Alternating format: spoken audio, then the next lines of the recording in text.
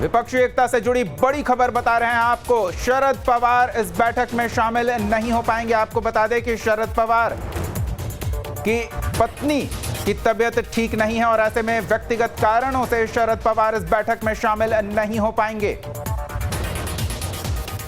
शरद पवार का इस बैठक में ना होना किस तरह से इस बैठक को प्रभावित करेगा, यह देखना दिलचस्प होगा। लेकिन शरद पवार इस विपक्षी एकजुटता के साथ खड़े हैं और आज की बैठक में वो शामिल नहीं हो पाएंगे। हमारे सहयोगी अभिषेक पांडे जुड़े हुए हैं, उनसे पूरी जानकारी लेते हैं। अभिषेक, बेंगलुरु में विपक्षी एकजुटता की बैठक में जानकारी मिल रही है कि शरद पवार शामिल नहीं हो पाएंगे, पूरी जानकारी चाहेंगे आपसे।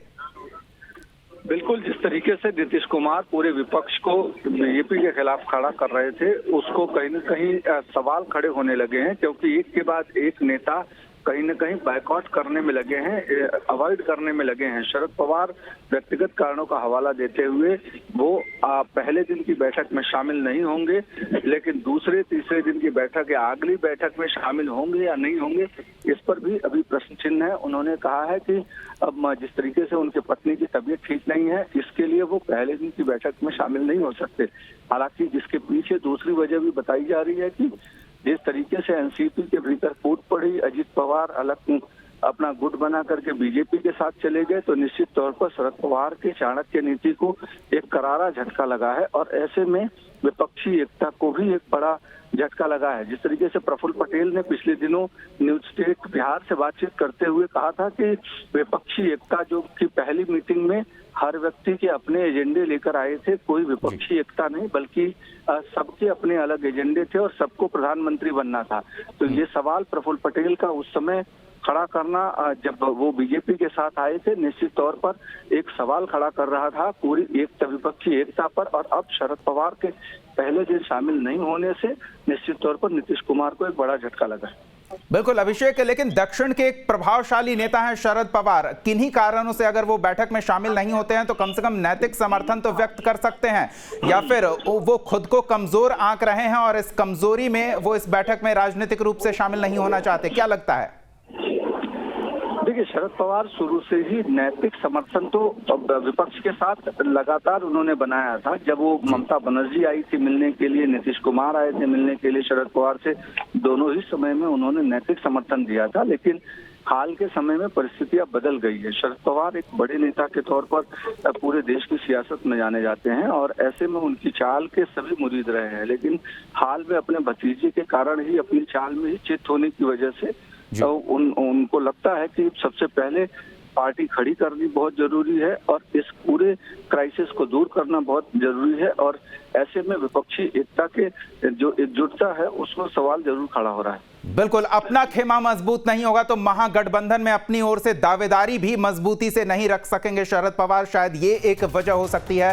फिलहाल हम फिर लौटेंगे आपके पास अपडेट के लिए। इन तमाम जानकारियों के लिए बहुत बहुत धन्यवाद। अमन, आप हमारे साथ जुड़े ले रहे हैं। बेंगलुरु में इस महागठबंधन को जो स्वरूप दिया जा रहा है उसमें फिलहाल क्या ताकत है इस महागठबंधन की? लोकसभा में ग्राफिक्स के माध्यम से उसकी बात कर लेते हैं, जहां अरविंद केजरीवाल की पार्टी आम आदमी पार्टी लोकसभा में 1 सीट, राज्यसभा में 10 सीट,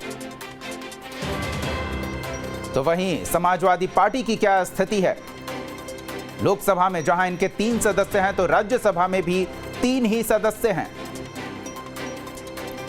वाम दलों की बात करें तो सीपीआई की लोकसभा में 2 सीटें हैं और राज्यसभा में भी 2 सीटें। सीपीआई एमएल की अगर बात करें तो दीपांकर भट्टाचार्य के नेतृत्व वाली इस पार्टी को न लोकसभा में न राज्यसभा में कोई ताकत है। फारूक अब्दुल्ला जेकेएनसी की बात करें तो लोकसभा में 3 सदस्य और राज्यसभा में कोई नहीं। झारखंड मुक्ति मोर्चा की अगर बात करें तो हेमंत सोरेन के नेतृत्व वाली यह पार्टी लोकसभा में इसके 1 सदस्य हैं। ममता बनर्जी की बात करें तो टीएमसी की ताकत लोकसभा में 22 सदस्यों की है, जबकि राज्यसभा में 12 सदस्यों की। महबूबा मुफ्ती के नेतृत्व वाली पीडीपी की अगर बात करें तो लोकसभा में और राज्यसभा में दोनों सदनों में पीडीपी की उपस्थिति नहीं है। डीएमके की बात करें, एमके स्टैलिन के नेतृत्व वाली पार्टी की लोकसभा में 23 सदस्यों की ताकत है।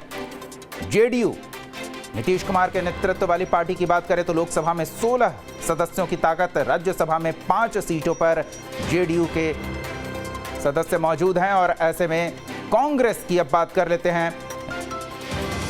कांग्रेस की ताकत लोकसभा में 52 सदस्यों की और राज्यसभा में 31। शरद पवार की बात कर ले तो एनसीपी, जिसमें हाल ही में बिखराव देखने को मिला है, लोकसभा में 4 और राज्यसभा में भी इतनी ही सीटें हैं। सीपीआईएम की बात करें, सीताराम येचुरी के नेतृत्व वाली पार्टी, लोकसभा में 3 सदस्य इसके और राज्यसभा में 5।